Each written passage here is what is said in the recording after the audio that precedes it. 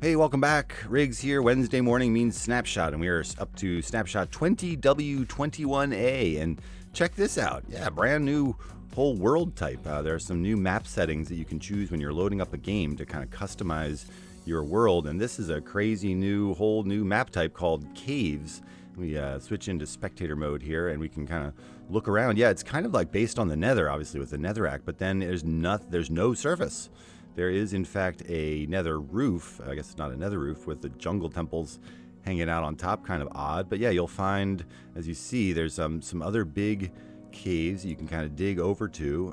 It's almost like a skyblock kind of situation where you can find some water and some lava. I'm not seeing any trees, so I'm not sure how viable of an actual survival experience this is, but definitely unusual. And I'll show you how you can get to it. They've made some other changes, a small snapshot today, but definitely worth checking out some of these new world types. So yeah, let's take a closer look at some of the other things you can do.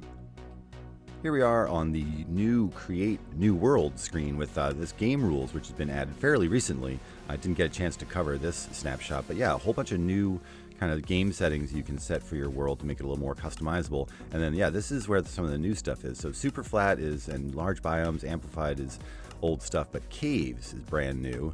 And so you can choose your biome type, which is kind of fun. And then there's also floating islands, and I hadn't had a chance to do this, but yeah, let's do a Crimson Forest floating island and just see what that looks like. So I was trying to figure out if this could be a potential new survival mode, like for real, but I did do some searching, and there is no end stronghold. There's no way to get to the end and actually play out the game. And it seems like this Crimson Forest floating island world is mostly based, it's like end generation, but nether stuff. So I found some nether fortresses and a bastion, but no villages and no end strongholds. So not really a new survival game type, but definitely fun to check out. I wanted to check out one more floating island type, and just a reminder, they added this new toggle thing with if you push F3, F4, this comes up, and you'll be able to toggle between the different game modes, and then doing the F3N will switch you between whatever you were in and whatever you are now. Oh, I'm dying. But yeah, let's get back to spectator, and we can take a look around. This was a Badlands floating island type, so I just wanted to check this out, and I did do some searching. There are still no villages or end strongholds on these floating island types, so not a viable survival experience, but definitely fun to check out and just do some creative building on one of these crazy worlds out here.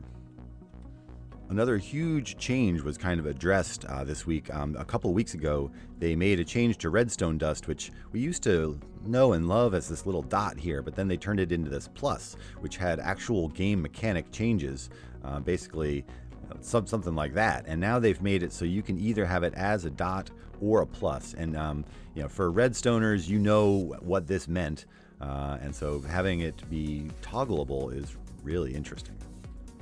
So another little minor change is that they've added lily pads to the fishing loot table again. Yeah, basically they used to be considered treasure, and then they removed a bunch of the treasure from the loot tables, which I think was a good call, but they've added lily pads back to the junk loot table, so we have a renewable source of lily pads again, which I think is a good thing. As always, they are squashing bugs as they find them, and just taking a look at the full list here. I'm not seeing anything too crazy to report, but just wanted to show you everything that they're working on. And I'm going to leave it there. That is all they have added for this week, but yeah, it looks like they're getting close for 116, and I still feel like there's a few things missing. I have a few ideas. I think there's 3 things missing. Anyone have any good suggestions for things still yet to add to 116? I'm curious about your ideas. But that is it. I will leave it here for now. Just some new world types to explore and some more squashed bugs. But until next time, this has been Riggs, and I love you. I'll see you soon.